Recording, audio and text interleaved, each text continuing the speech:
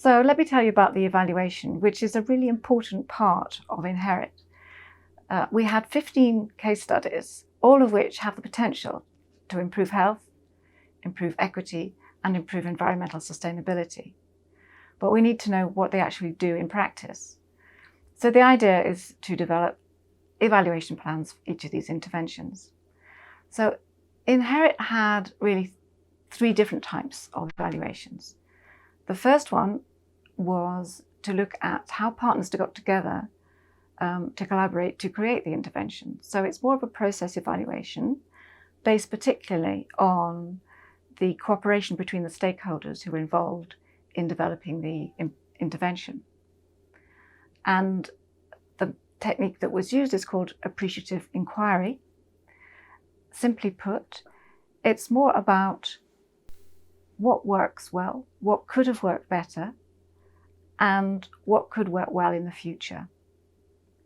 So it's more of a positive view, taking a positive view, rather than looking for the negatives. Then we wanted to know what the outcomes and impacts, or potential outputs and impacts, what they actually were in practice.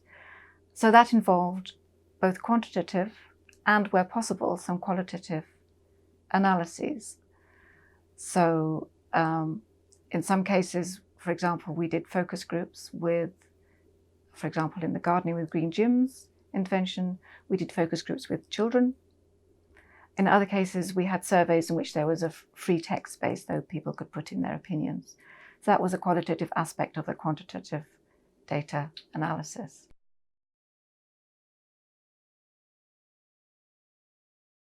Because in many times, the quantitative data doesn't really give you the depth of understanding in terms of people's perceptions, their beliefs.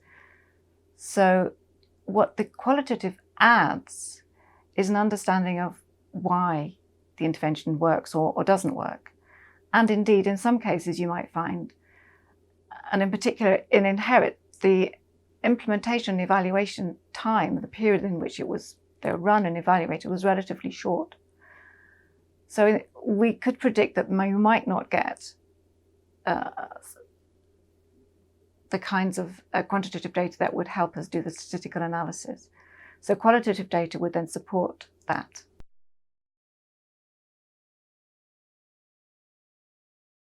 The third aspect that was evaluated was cost benefit.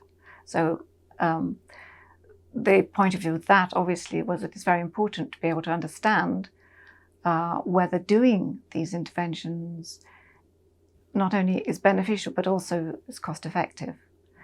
So not every intervention was evaluated in every way.